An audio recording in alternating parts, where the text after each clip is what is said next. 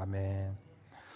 지난주에 저희 본문에서는 예수님께서 안식일에 가버나움에 있는 회당에서 사역을 하셨던 것을 말씀하였습니다. 예수님께서 말씀의 권위를 세우시고 귀신 들린 자를 쫓아내시고 귀신을 쫓아내시고 더러운 영을 쫓아내시는 것을 통해서 권위 있는 새 교훈을 나타내셨습니다. 그리고 예수님에 대한 소문이 온 갈릴리에 가버나움에 다 퍼졌습니다. 오늘도 이어지는 예수님의 사역을 보면서 우리에게 주시는 주님의 음성을 듣기를 원합니다. 특별히 오늘은 그 문 앞에 at the door라는 제목으로 말씀을 나누고자 합니다. 예수님께서는 회당에서 나오셨습니다. 그리고 야고보와 요한과 함께 시몬과 안드레의 집에 들어가셨다라고 성경은 말씀하고 있습니다. 29절에 보니까 곧 그 시몬의 집에 들어가셨다라고 말씀하고 있습니다. 마가복음에는 곧이라는 이 immediately라는 단어가 41번이나 반복해서 등장합니다. 1차적으로는 계속해서 쉴 틈 없이 예수님의 사역이 진행되었다라는 것을 우리에게 알려주기도 하지만 곧이라는 이 단어는 그냥 예수님의 사역이 목적과 방향 없이 흘러간 것이 아니라 하나님의 주권대로 하나님의 주도적으로 이 사역들이 진행되었다라는 것을 말씀하고 있습니다. 예수님께서 그냥 우연히 세례 요한에게 요단강에서 세례받은 것이 아닙니다. 그냥 우연히 광야로 들어가셔서 성령님께서 광야로 예수님을 몰아내셔서 사탄에게 시험받게 하신 것이 아니다라는 말씀입니다. 우연히 갈릴리에 오신 것도 아니고 우연히 가버나움의 회당에 들어가신 것도 아니고 오늘 본문처럼 우연히 시몬과 안드레의 집에 찾아오신 것도 아닙니다. 모든 이 사역과 모든 사람을 만나신 것이 하나님의 주권대로 하나님의 주도적인 목적과 계획 가운데 있었다라는 것입니다. 그렇다고 한다면 왜 오늘 본문에서 예수님은 시몬의 집에 들어가셨을까요? 예수님께서 안식일에 그 가버나움 회당에서 놀라운 역사를 일으키시고 말씀의 권위를 나타내시고 병자를 귀신 들린 자를 치유하시는 그 사역을 하셨을 때 많은 사람들이 놀라고 예수님에 대해서 칭찬하고 칭송했을 것입니다. 나름 높은 지위에 있는 사람들은 예수님과 만나서 덕담도 나누고 대담하는 시간을 갖기를 원했을 것입니다. 예수님의 입장에서는 사람들의 명성과 인기를 누릴 수 있는 절호의 찬스였습니다. 근데 예수님은 이 수많은 군중들을 뒤로하고 가정집으로 찾아가셨습니다. 여기서 시몬의 가정집이라고 나오는데 시몬은 베드로의 또 다른 이름입니다. 하나님의 주권 가운데 하나님의 계획 가운데 베드로의 집에 들어가셔서 그들과 가까이 있었던 제자들과 친교하시고 친밀하게 교제를 나누셨다라는 것입니다. 오늘 본문은 지난주의 본문과 대조되는 부분들이 많이 있습니다. 마을 사람들이 모였던 그 공적 예배 장소가 바로 회당이었던 반면에 오늘 본문에서는 아주 개인적이고 또 소수의 사람들만 close된 그런 relationship에 있는 그 가정으로 예수님께서 이동하셨습니다. 회당은 수많은 사람들이 찾아올 수 있고 다 열려있는 공간이지만 가정집은 아주 가까운 사람들만 찾아올 수 있습니다. 베드로와 안드레 집에 예수님과 함께 들어간 사람은 요한과 그리고 야고보, 제임스밖에 없었다라고 성경은 기록하고 있습니다. 딱 5명만 그 친밀한 장소 가운데 가정집에 들어간 것입니다. 회당에서는 예수님과 멀리 떨어져서 이렇게 말씀을 들을 수 있겠지만 개인적인 이 가정에서는 아주 솔직하고 친밀한 관계가 만남이 이루어지는 장소인 것입니다. 이것을 통해서 우리가 생각해 볼 수 있는 것은 바로 예수님은 여러분의 진짜 모습을 솔직한 모습을 알고 싶으시고 그 모습 가운데 교제 나누기를 원하신다라는 것입니다. 여러분의 진짜 모습을 누가 제일 잘합니까? 여러분의 가족들이 제일 잘합니다. 저의 진짜 모습을 누가 제일 알겠어요? 제 아내가 잘 알고 저의 아이들이 제일 잘 아는 것입니다. 예수님께서는 우리의 모습 있는 모습 그대로 우리가 주님 앞에 나오길 원하시고 가장 솔직한 모습 가운데 주님과 개인적인 관계를 맺기를 원하십니다. 그래서 안식일에 회당의 사역을 마치시자마자 가장 가까운 제자들의 집에 찾아오셨습니다. 수많은 사람들의 인정과 인기와 명성을 뒤로하고 야고보와 요한과 함께 시몬의 집에 들어가 개인적인 아주 퍼스널한 타임을 갖기를 원하셨습니다. 회중 속에서 그냥 가면 쓴 모습, 겉모습의 그런 모습 가운데 관계하고 교제 나누는 것이 아니라 실제의 모습, 가정 안에서의 진짜의 모습을 예수님은 보기를 원하셨다라는 것입니다. 예수님이 베드로의 가정에 들어왔다라는 것을 한번 생각해 보십시오. 예수님은 제자들과 둘러 앉아서 이야기를 나누고 이름도 부르시면서 베드로가 어떻게 살아왔는지, 그의 백그라운드는 어떤지, 그의 가정사도 물어보셨을 것입니다. 그리고 좋은 모습만 보여드린 것이 아니라 보통 사람들에게 나누지 못할 깊은 문제, 가정의사 문제까지도 다 예수님께 보이게 되었습니다. 우리 30절의 말씀을 같이 읽겠습니다. 시작. 시몬의 장모가 열병으로 누워 있는지라 사람들이 곧 그 여자에 대하여 예수께 여짜온대. 여기서 누워 있는지라 시몬의 장모가 열병으로 누워 있다라고 말씀하고 있습니다. 여기에 이 헬라어의 동사를 보니까 과거 미완료 형태 시제를 사용하고 있습니다. 카테케이토라는 동사를 사용하고 있는데 오랫동안 이 병이 만성적으로 지속되어 왔다라는 것을 우리에게 알려주고 있습니다.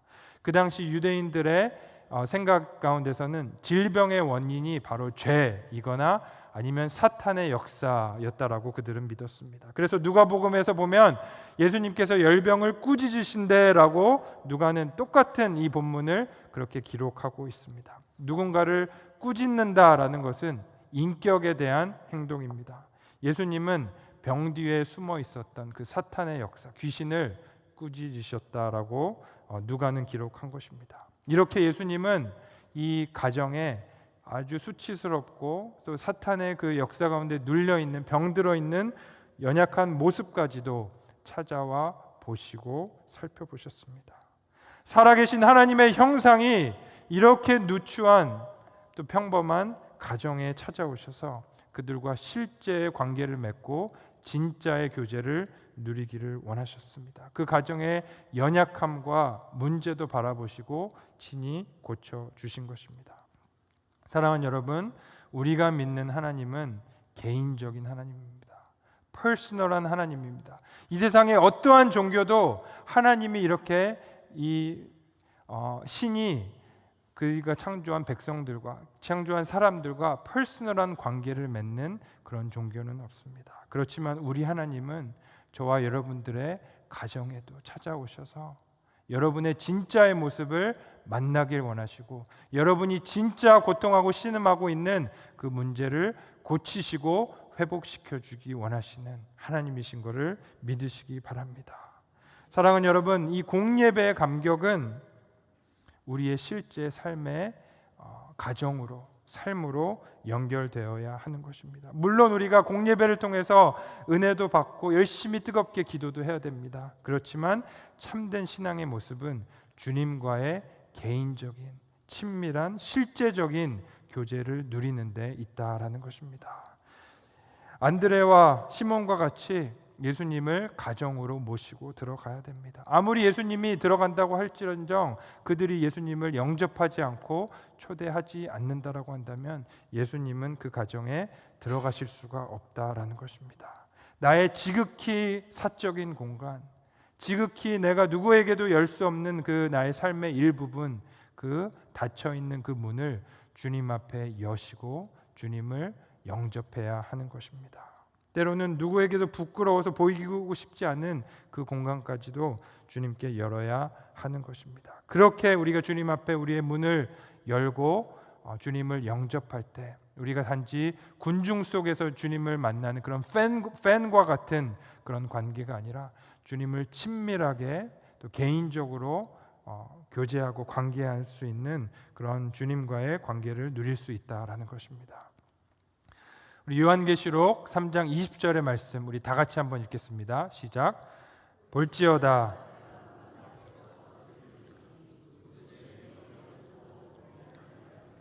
내가 그에게로 들어가 그와 더불어 먹고 그는 나와 더불어 먹으리라. 사랑하는 여러분, 주님께서는 우리의 마음의 문 밖에 기다리고 계신다라고 성경은 말씀하고 있습니다.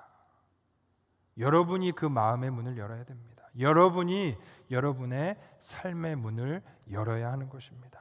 주님께서 여러분을 찾아오실 수 있도록, 여러분의 그 문제도 회복하실 수 있도록, 지금까지 그렇게 냄새나고 그렇게 애쓰고 열심으로 그것을 해결하려고 보았지만 풀풀 냄새가 나고 썩어 있는 그 공간, 내 삶의 그 영역, 주님 앞에 온전히 열어드릴 때 주님께서 찾아오시고 우리를 회복해 하신다라는 것입니다. 사랑하는 여러분, 우리 교회 성도님들이 정말 한 분 한 분이 다 주님께 우리의 문을 열고 우리의 마음과 삶의 문을 열고 주님을 모셔드리는 그런 신앙생활로 회복되는 그런 교회가 되기를 원합니다. 주님과의 정말 친밀한 관계를 누리고 주님이 여러분을 아시고 여러분이 주님을 아시는 그런 관계를 누리시기를 원합니다.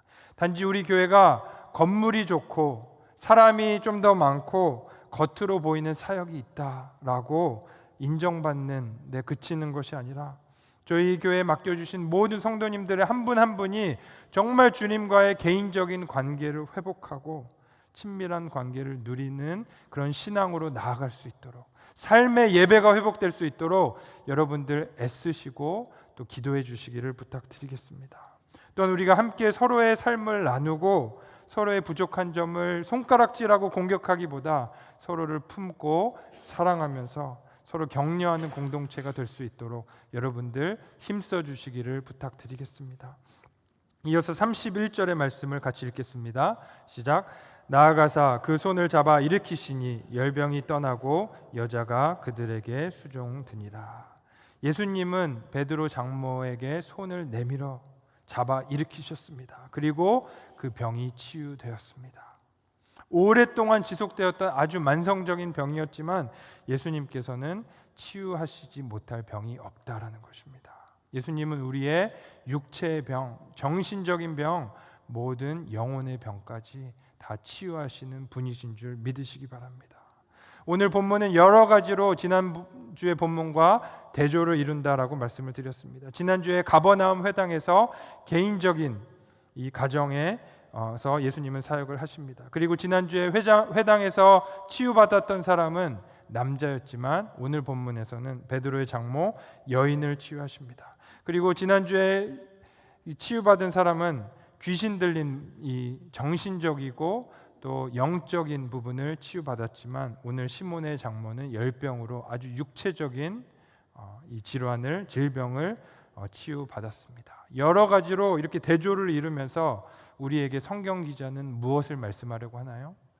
예수님은 장소가 어디든지 가정이든지 회당이든지 누구든지 남자든지 여자이든지 남녀노소를 막론하고 어떤 병도 예수님께서는 다 치유하실 수 있다라는 것입니다. 그 병이 영적이든지 정신적이든지 육적인 병이든지 어떠한 병도 예수님은 고치시지 못하는 것이 없다라는 것입니다. 예수님이 참된 의사이십니다. 참된 우리의 영혼의 의사이신 것입니다. 어떠한 만성적인 병도 우리가 주님 앞에 가지고 나갈 때 주님께서 치유하실 수 있음을 믿으시기 바랍니다. 33절과 34절을 읽겠습니다. 시작. 온 동네가 그 문 앞에 모였더라. 예수께서 각종 병이 든 많은 사람을 고치시며 많은 귀신을 내쫓으시되 온 것을 허락하지 아니하시니라. 온 동네가 주님 앞에 모였습니다. 온 동네가 그 문 앞에 모였습니다. 예수님께서 각종 병이 든 사람들을 다 고치셨다라고 성경은 말씀하고 있습니다. 병을 고치시고 더러운 귀신 든 자들을 고치시고 귀신들을 내쫓으셨습니다. 남자든 여자든 부자들이든 가난한 사람이든 지위 고아를 막론하고 예수님은 다 고치시고 치유하셨습니다. 사랑하는 여러분, 예수님이 치유하실 수 있습니다. 거기에는 나도 포함되고 우리의 가정도 포함됩니다. 예수님이 나는 치유하시지 못할 것 같아. 아무리 봐도 우리의 가정은 치유하시지 못할 것 같아. 이런 의심과 회의와 또 불신이 들 때가 있습니다. 모든 질병은 치유받아도 내 질병은 치유받지 못할 것 같아 라고 우리 안에 불신이 들 때가 있습니다. 그렇지만 이것이 성경적인 가르침이 아니다라고 말씀하십니다. 예수님은 모든 병, 우리의 육체의 병, 정신적인 병, 영혼의 병까지 치유하실 수 있는 분이심을 믿으시기 바랍니다. 주님께서 만지시면 치유가 일어나고 주님께서 붙잡아 주시면 주님의 능력과 권능이 부어지는 줄 믿으시기 바랍니다. 사랑하는 여러분, 예수님께서 시몬의 장모의 병을 치유하셨던 것처럼 여러분에게 예수님께서 손을 잡아 일으키시면 치유와 권능의 능력이 부어지는 줄 믿으시기 바랍니다. 아무리 힘들고 어려운 현실이라도 주님께서는 만지실 수 있고 어떠한 문제도 주님의 은혜와 사랑과 돌보심보다 크지 않음을 믿으시기 바랍니다. 죽음을 일으키신 주님께서 저와 여러분들을 회복시키시고 변화시키시고 치유하실 줄 믿으시길 바랍니다. 32절을 다시 한번 보면 저물어 해질 때 모든 병자들과 귀신 들린 자들이 주님께 나왔다라고 말씀하고 있습니다. 왜 예수님에 대한 그 소문을 다 들었는데 왜 저물어 해질 때 그때 모든 병자들이 그 문 앞에 나왔을까요? 왜 그동안은 예수님에 대해서 다 듣고 알고 있었는데 왜 그동안은 조용했다가 해가 질 때가 돼서야 사람들이 주님 앞에 나왔을까요? 이날은 안식일이었기 때문입니다. 당시 유대인들은 안식일에 어떠한 노동도 해서는 안 되었습니다. 밀 이삭을 잘라도 안 됐고 병을 고칠 수도 없었고 병을 고침을 받을 수도 없었습니다. 짐을 운반해서도 안 되고 어떠한 일도 해서는 안 되었습니다. 그래서 안식일의 율법에 의해서 해가 질 때 안식일이 끝나고 나서야 사람들이 그 끝나기 무섭게 다 주님 앞에 베드로의 집 그 문 앞에 모인 것입니다.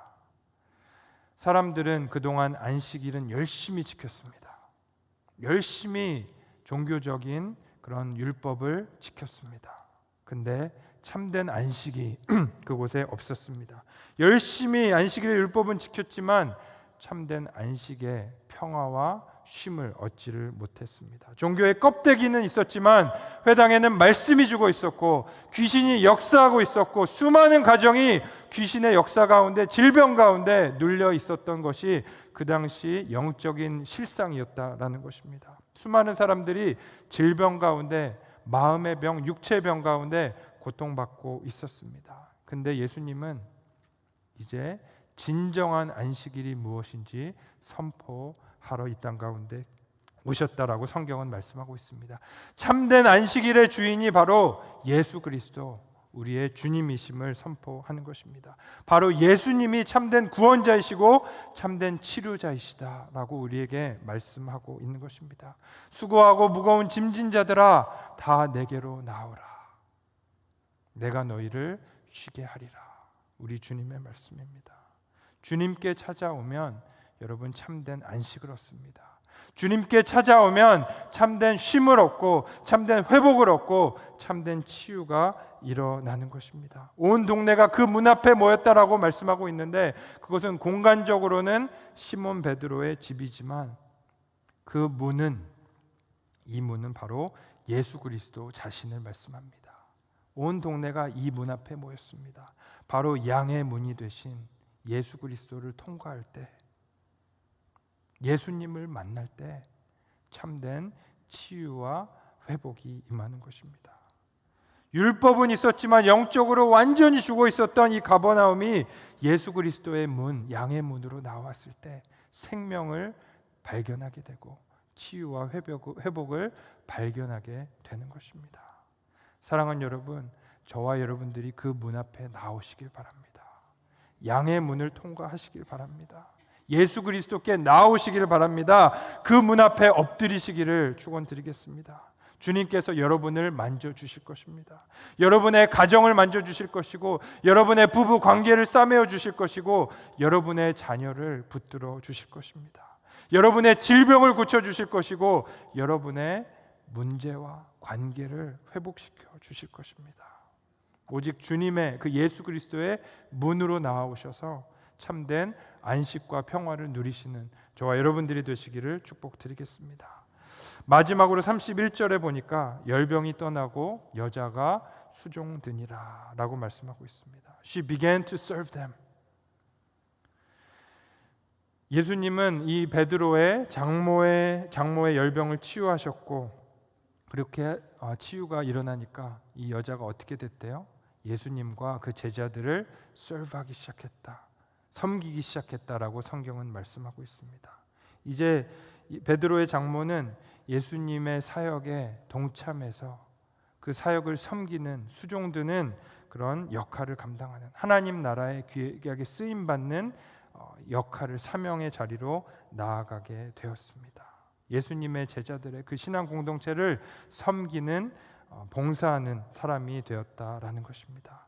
베드로가 가장 그 은밀한 가정의 그 문제들, 사생활의 모습까지도 다 주님 앞에 오픈하고 나아갔을 때 주님께서는 가장 아픈 부분을 만지시고 치유하셨습니다. 그리고 시몬의 장모를, 그 열병을 치유하셨을 뿐만 아니라 이 온 가족이 주님을 따르고 예배하고 섬기고 봉사하고 주님의 나라에 쓰임 받는 가정으로 바꾸어 주신 것입니다.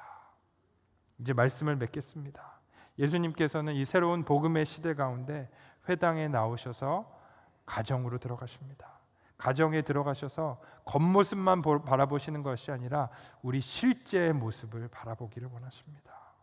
저와 여러분들의 실제의 모습, 진짜의 모습, 남들에게 나누면 소문날까 봐 부끄러운 그 모습까지도, 여러분의 가정의 문제, 육체의 문제, 질병의 문제, 영혼의 문제까지 만지시고 치유하시고 회복하기를 원하십니다.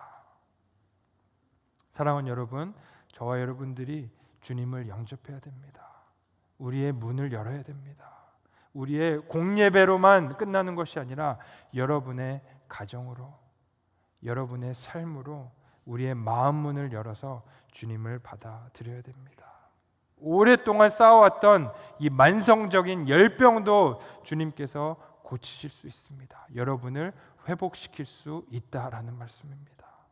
단지 형식적인 종교, 이런 썬데이 크리스찬으로 만족하는 것이 아니라 정말 그리스도와의 그 연합, 우리의 그 개인적인 친밀한 관계를 누리는 그런 신앙으로 자라가기를 원하시는 것입니다. 사랑하는 여러분, 저와 여러분들이 주님께 마음의 문을 여시기를 축복드리겠습니다. 그리고 그 문 앞에 엎드리시기를 축복드리겠습니다.